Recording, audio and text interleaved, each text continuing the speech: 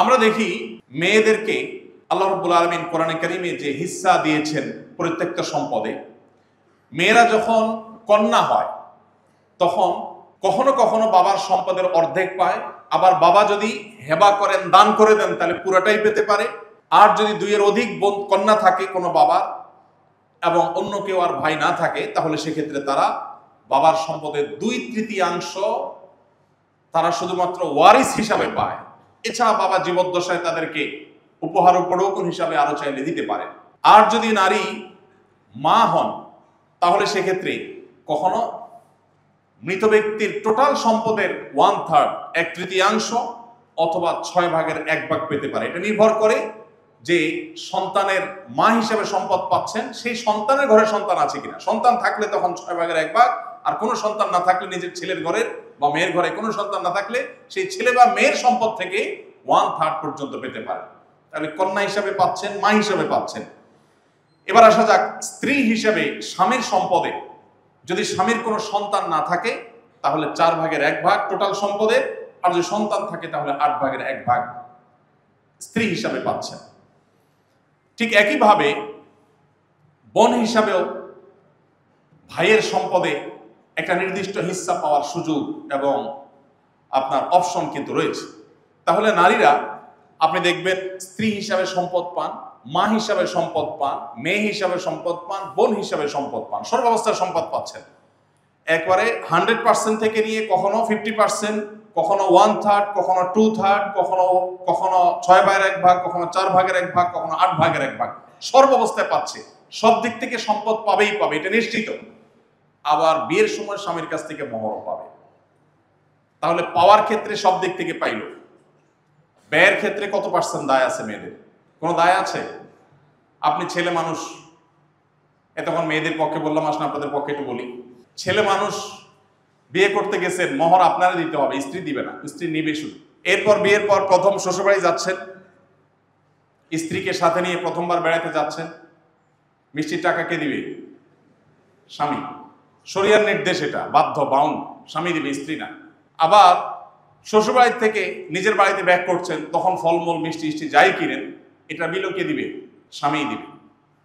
তাহলে ব্যয়ের ক্ষেত্রে 16 আনা হলো ছেলে, আর আয়ের ক্ষেত্রে সব জায়গা থেকে আয়ের অপশন আছে কার? মেয়ে। এখন আপনি ছেলে হিসাবে প্রাপ্তবয়স্ক যখন হয়ে গেছেন, বাবার হোটেলে তারপরও খান, ভার্সিটিতে পড়েন, বাবা টাকা পয়সা পাঠায়, এটা তো বোনাস হিসেবে পাচ্ছেন।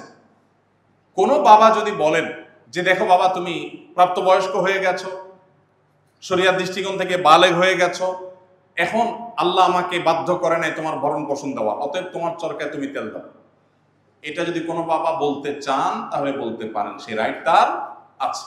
যদিও বেশিরভাগ বাবাই বলেন না, আলহামদুলিল্লাহ, তাদের নৈতিক দায়িত্ব থেকে তারা এটা করেন। তো বাবার সম্পদে আপনি যতক্ষণ অপ্রাপ্তবয়স্ক ততক্ষণ পর্যন্ত ভাগ পাচ্ছেন, ভরণ পোষণ পাচ্ছেন, ভাগযোগ তো পরের কথা। প্রাপ্তবয়স্ক হয়ে গেলে বাবার হোটেলে খাবারের অধিকারটুকু আপনার নাই। কিন্তু মেয়ের কতদিন আছে? যতদিন বিয়ে না হয় ততদিন। বিয়ে হয়ে গেলে কার? স্বামীর। স্বামী মারা গেলে হয় ছেলের, নইলে ভাইয়ের, নয় আবার বাবা।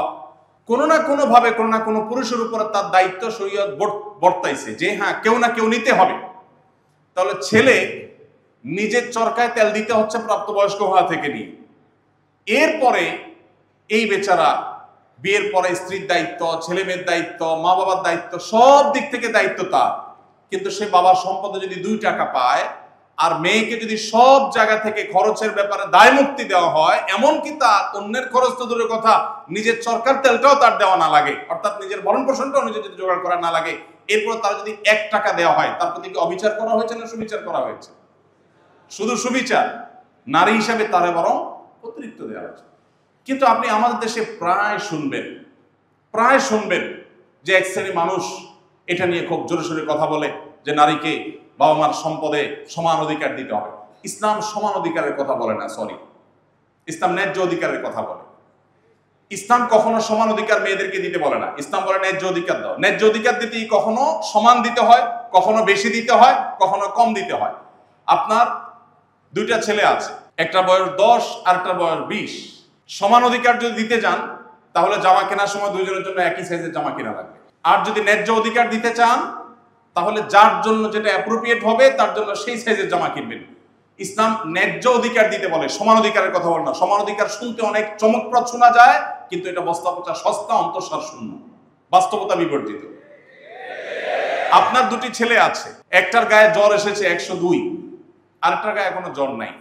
সমান অধিকারের দাবি হলো দুইজনকে ঠাসায় নাপা খাওয়াবেন, আর ন্যায্য অধিকারের দাবি হলো একজনকে কুসুম গরম পানি দিবেন, আরেকজনকে শীতল ঠান্ডা পানি দিবেন। এখন কি ন্যায্য অধিকার দিবেন না সমান অধিকার দিবেন, সিদ্ধান্ত আপনার। আসুন্নাহ ফাউন্ডেশন, উম্মার স্বার্থে সুন্নাহর সাথে।